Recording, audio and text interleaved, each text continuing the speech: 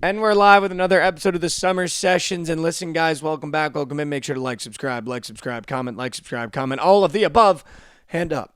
Yesterday was a really bad day betting on the World Cup. I think we went 1-3, 1-4. And that is, 100% on this guy right here. However, we did clean sweep baseball. We took the Cubs, we took the Phillies, and we took the Mariners. That smacked in the jaw. But that's not what the people came here for. That's not what you guys are here for. That's not what I've been pushing. We're here for the World Cup, and guess what? It's almost like the universe said, you know what, Mikey? We're going to put your back against the wall. We're going to give you the worst Tuesday you've had in a long time to betting on the World Cup, and we're going to give you 6 games on a Wednesday. And I am jacked because I think today's going to be a great day. I already have my wagers ready to go, and I'll tell you what, guys, these are some gross games, but I've never been more prepared to get down and dirty with some gross games than I am right now with these games and being gross and dirty and ready to get down and dirty with those gross games. So let's just start with what happened yesterday. Cristiano Ronaldo scores 2 goals, refuses to come out because he was hunting the hat trick. And it's like there's a point and a part of me and the game where you go, why are you still in the game, brother? Why are you still at the ripe age of 41 using unbelievable free kick tactics to try to cheese a third goal? I don't know if you guys saw that. They did the one where Ronaldo goes, steps over it, fakes it, and then Bruno Fernandes just chips it right over the wall, and Ronaldo almost scored. It was like the perfect free kick tactic. But if you're a team that makes it farther in the tournament, you're wasting great moves and tactics on Uzbekistan to try to get Ronaldo a hat trick. And it gets to a point where you go, what are we doing? Do we value the win, or do we value the personal stats, which is where I think Ronaldo and Messi flip-flop. Because I think Messi scores because he's just that naturally gifted, talented, and it also is like he's just in those positions and reads the game so well. But if Messi were to not score and Argentina were to win, I really don't think he would carry either way. But then you look at Ronaldo, and it's like if he doesn't score, it's almost as if it's worse than if the team lost. Like, if Portugal won and Ronaldo didn't score, I'm convinced he'd be pissed. So they force feed him. But then there's also a part of it that's like, dude, he's getting ripped to shreds in the news. So I kind of get it, where it's like, dude, just give me the ball. Let me score a goal. But, either way, it's like, what are we doing here, pal? In other World Cup news, I don't know if you guys saw this one, but the craziest story in the entire World Cup just unfolded in front of our eyes when England took on Ghana. And it has nothing to do with what happened on the field. There is a witch doctor coming from Ghana that has been in the crowd for his team playing Panama, where Ghana won 1-0, using what looked like baby powder, some sort of smoke, saying that he cursed the Panama team and that he was helping his team to victory. And Ghana ended up going on to win 1-0. And then against the English, this same Ghana witch doctor came out and said that he's going to curse Harry Kane the perfect amount so that he does not score and does not play well against his team in Ghana. Now, he's a nice witch doctor. He did say that he'd make sure not to curse him enough to get hurt or any sort of harm, but just curse him and the English team enough so that his Ghana team would not lose and that Harry Kane would not score. And what do you know happened? It looked as though Harry Kane was playing like a man possessed and couldn't find the back of the net if you paid him.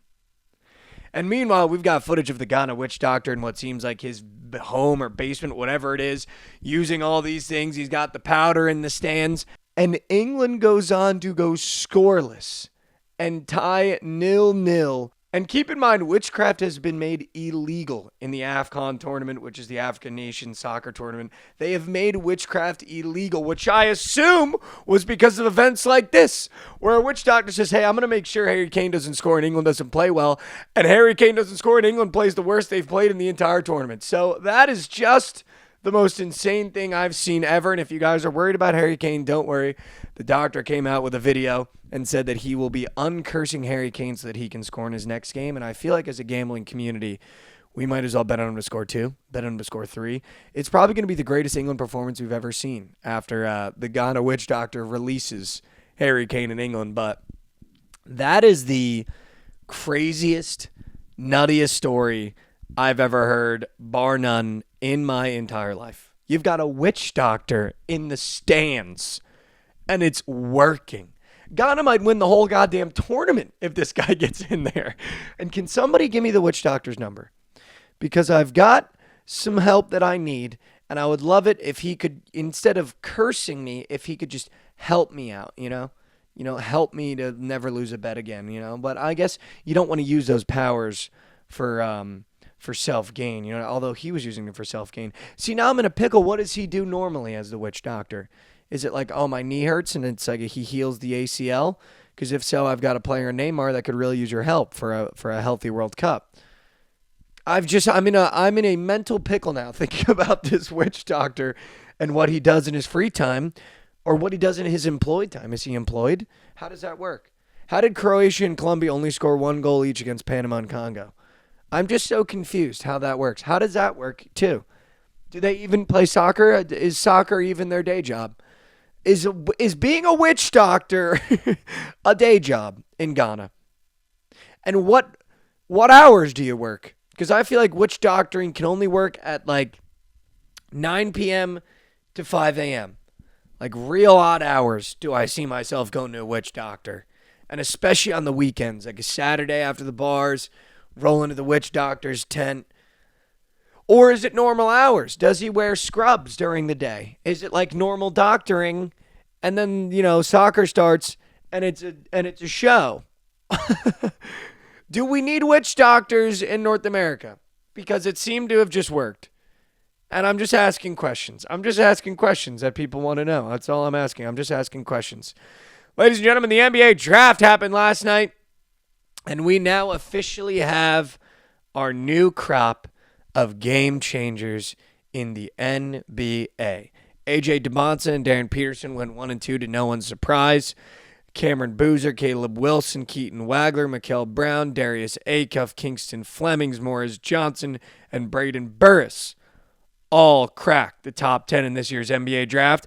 And I gotta say, I think the most shocking move of the first round was Dusty getting the job to coach the Dallas Mavericks and then drafting his forward for Michigan. That just feels wrong. It feels wrong.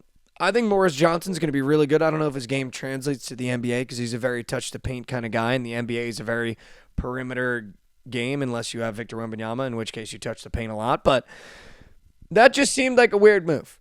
Yaxel Lendenborg went to Golden State in what's going to be if you're trying to rebuild, why would you draft a 25-year? I don't know. Just some questions I have. The thought of Bennett Sturts in Oklahoma City is very scary. In like 3 years, he's going to just reappear, and it's going to be very scary. Phylon going to Philadelphia scares me. All they needed last year to make a playoff run was three-point shooting, and now they have probably the best three-point shooter in the entire draft. I'm shocked that LeBaron Phylon went that low, to be honest. I thought he was going to be a top 15 pick. I don't know why Steinbach, Swain, Sturts, Okori, or Graves got picked before him, to be totally honest with you. I don't understand why he went so low in an era where three-point shooting is so important. LeBaron Phylon is like the best shooter, I think, in this draft. So that was shocking. And I'll tell you what else was shocking. How about the New York Knicks getting 5 second-rounders, just dealing guys left and right? And I guess, that's the luxury you have when you win the NBA championship. And if you guys forgot, I'm an NBA champion. New York Knicks NBA champion. If you guys forgot, I'm an NBA champion. I know that's tough for you guys, a tough pill to swallow, but you're looking at an NBA champion right now. And we now have 5 second-round picks, so I'm excited to see what we do with them because, who got drafted in the second round? Jalen Brunson. So maybe we'll find the next Jalen Brunson, and then I'll be able to tutor him. I'm actually convinced that's what we did. We're going to take 5 swings in the second round, and we're going to find the next Jalen Brunson. And he's going to get tutored by Jalen Brunson. Who do I think was the pick of the draft, you guys ask? Oh, my God, if the Knicks draft Isaiah Evans, I'm all the way back. Who was the best pick of the NBA draft? I think it's going to end up being Darius Acuff to the Sacramento Kings and LeBaron Phylon to the Philadelphia 76ers. I just think Darius Acuff, like, when you watched him play, Jalen Brunson has kind of ruined this NBA draft because it's now like, oh, you can draft a small guy and he might be able to win a championship. I think Jalen Brunson is the outlier. I think he's the enigma along with the Stephen Currys of the world.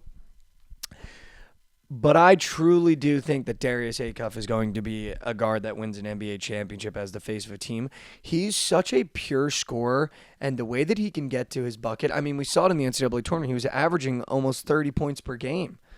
In the NCAA tournament, that's almost impossible. You only have 2 halves, a couple times out. There's no quarters. You can't really make adjustments that quickly. You just got to be able to get to your spot and score a bucket. And he did that so consistently. And you hear Coach Cal talk about him. I do think every coach does this before the draft. They go, he's the best guy I've ever coached my entire life. But I don't know. I'm partial to thinking that Darius Acuff is going to be a generational talent. And we'll see where the chips fall for him in Sacramento. He gets both Devin Carter, Fryer. The guys I wouldn't want him tutored by are Zach LaVine, DeMar DeRozan, and Russell Westbrook. But unfortunately, those are the guys he's going to be tutored by. But I think him and Labar and Phylon were the picks of the first draft, to be totally honest with you. And you can disagree. That's okay. I don't mind if you disagree. But AJ Dubance just feels like an easy answer, so I'm gonna get a little weird with it. All right, you know what? Let's just get to the picks, because I've had enough. We had a bad day yesterday. I'm not going to make you guys sit here, listen to me yap-a-thon while we've got 6 World Cup games. So let's get to the goddamn picks. We're going to do a pick in every game because you guys deserve it and because I shat down my leg yesterday. I'm going to take the over 2.5, Switzerland versus Canada. This Switzerland attack of Embolo and Itten is just something else. And I do think Canada, after just taking their anger out on their last opponent, figured out that they can now score from multiple positions in multiple situations. And I'm very, very, very partial to taking this Canadian over with Switzerland. 2.5 goals of plus chicken. I know we take the over a lot, guys, and I don't want you to start complaining, but I am going to take this over in this game because I do think there's going to be goals galore. I don't necessarily know the table implications in terms of can they take a draw and both of them advance? So I'm going to just take this over 2.5. I think if I also had to pick a team, I know Canada lost Kone in their last match. I don't hate Canada here, guys. There's just something about Canada that I really, really don't mind with the way that they play and how quickly they play and the ballers that they have. And they like to get out and they like to dribble and they like to attack and they like to get downhill. The plus a half is minus 170. Do I really want to take a sprinkle on plus 240? I really don't, guys. I'm going to do that. I'm going to take the over 2.5, and I'm going to take Canada draw no bet at plus 120. That just feels like a good way to get involved in this game in a way that I feel comfortable in terms of this game could so be a draw. But I'm going to get involved with Canada draw no bet. So that means for those of you that may not know it's soccer betting and like the ins and outs of it, there's double chance, or you can bet on Canada or the tie, or Switzerland and the tie. And then there's also draw no bet, where you're basically just betting the money lines, and if the game draws, you get your money back. So I'll take Canada draw no bet and the over 2.5. If you guys wanted a player prop in this game, I'm obviously going to do a goal and assist because those are just the easiest way to get involved, I feel. I really don't trust Jonathan David, to be totally honest with you guys. Like, I really don't. Maybe it's just Brielle Embolo, 1+ goal or assist. He's really that good. He's really, really that good, guys. He's really that good. Yeah, that would be my prop of the game. I'll probably only sprinkle on that, but I don't really love anything else, to be totally honest with you. We move to Bosnia, taking on Qatar, and I'm taking Bosnia minus 1.5. There's just in no world should Bosnia not beat the crap out of Qatar. We're getting towards the end of the group stages where you got to kind of put your balls on the line here and show who the better team is if you want to advance. So I'm going to take Bosnia minus 1.5. You have to win this game. You have to win this game handily. You have to have a good goal differential going into the end of the group stages. So I'm 1,000% taking Bosnia minus 1.5. I'm not going to touch any of the props because I really don't trust any props in that game. But Bosnia minus 1.5, play of the day, or not play of the day, but that's a play in that game. Scotland, Brazil. My favorite game on the entire slate, my World Cup champion, Brazil. And Neymar is back, guys. The reports are in. Neymar is back. He might not start, but he will play in this game. I could not be more stoked, more excited. And I'm just going to let you know right now, I'm taking Neymar to get a goal or assist. And I'm going to drop a good amount of money on it. He's the reason why I wore my socks the way I did in soccer. Every single FIFA, I needed his ultimate team card. It didn't matter if he was on Santos and I had to build a full Brazilian squad. He's my favorite player in all of soccer. I love watching him. He's my favorite. I wore my socks like him. I wore my boots like him. And now we get to watch him in a World Cup again after all the stars are showing up and all the stars are scoring. And now we get a chance for Neymar against Scotland. I'm taking the over 2.5 in this game. It's probably my favorite wager of the day after Scotland got held scoreless against Morocco. I see them scoring against Brazil, but I also see Brazil, after finally kind of uncorking themselves last game, scoring some goals now. Let's get the offense going over here in Brazil. So I love the over 2.5 in this game. That is wager of the day. Brazil, Scotland over 2.5. Goal or assists in this game. I need you to lock in, guys, okay? Neymar, +1+, goal or assist. Rafinha, 1+ goal or assist. I know he's been playing like moose poop, but I got news for you. If there's ever a guy to unlock Rafinha, it's going to be Neymar. And then you know what? I'm going to sprinkle on Vinny as well. And I'm going to do it, guys. I'm taking Brazil's team total over 2.5, +140. These are all homer picks, okay, guys? These are all homer picks other than that over, okay? So if you don't like homer picks, stay the hell away because these are homer picks, and I'm taking them as homer picks. Although I might also, instead of the Brazil's team total, Brazil -1.5 is -115. I don't hate that for an actual wager if you guys wanted to take that and the over because I think Brazil could win 3-1. That just reeks of the score. Morocco, Haiti. Listen, guys, this Morocco team is the real deal. Like the actual real deal. And if I had to pick a wager in this game, of course, I'm going to go with Morocco over 2.5 team total. That just feels like a really nice wager. I want to take the -1.5, but it's -180, so I'm not going to give that out to you guys. But I like Morocco's team total over 2.5. That just feels good. This Haiti team has gotten banged on every game in this tournament, and this Morocco team seems as though every single game they're just trying to assert themselves. You get a 1-0 win against Scotland. Now you get to go out against Haiti and finally kind of take the wheels off and finally kind of go, okay, we're playing a bad team. Let's put it on them. Let's score 3 goals. So I like Morocco's team total over 2.5. Listen up, guys. Mexico versus Czech Republic. How is it not the over 2.5? I know I give the over out in almost every game, but in games like this where I just feel like it's going to be free-flowing and Patrick Schick can absolutely score, how do we not just take the over 2.5? If you guys don't like it, that's fine, but this is my get-back platter, all right, guys? This is my get-back, okay? This is my get-back. I'm taking the over 2.5 Mexico, Czech Republic. Patrick Schick's going to score. Raul Jimenez is going to score. I'm taking the over. Last game of the night, South Africa. Going to South Korea. They're not going to South Korea, but South Africa playing South Korea. I love this South Korean team, so I'm going to take South Korea money line. That's the play in this one. Just South Korea money line. Sonny put one in the back of the net. Chan Huang put one in the back of the net. I'm taking South Korea's money line. Also, guys, in this Czech Republic-Mexico game, tell me why you don't just take Mexico's money line. Because we're on the over, that's why. But if I had to pick in that game, I don't hate Mexico's money line either. I think Mexico is a better team. I think they win that game. Wow, this is a weird slate of games, guys. But we have 6 of them. Those are all 6 wagers for today's World Cup games, all right? I know that's a lot. I know that feels dialed.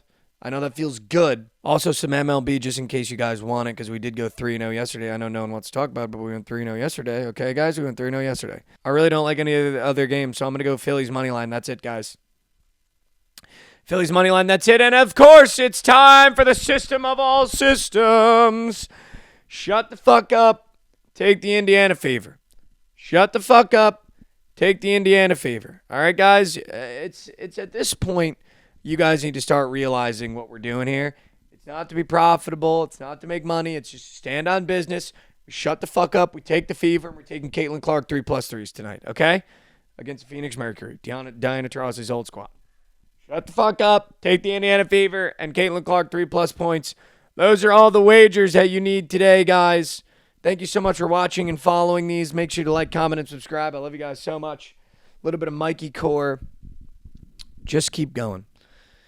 I think something I've reminded myself as I'm getting older is that everything is going to work out if you just keep going. The minute that you give up is the moment that you've given up and that it's not going to work out. But if you just keep your head down and you keep going and you keep trying, whether it's in your personal life, whether it's in your professional life, no matter what it is, just keep trying, just keep going. Because the minute that you lose is the minute you give up. If you never give up, you've never lost. And I think that's just a very good reminder for me and for everything going on in my personal life and my professional life. Just keep going. Just keep chopping wood and don't give up. because the minute that you give up, you've lost. If you never give up and you keep your head down and you keep chasing the things that you love and you keep chasing the things you want to be and you keep chasing the things you want to do, you're going to get there eventually. And it's just an everyday process. I love you guys so much. Thank you so much for watching these. We'll see you here tomorrow and Friday for the Picks-a-Palooza. I genuinely cannot wait. I love you guys so much, and we'll see you here tomorrow. Have a great day, and let's cash some wagers.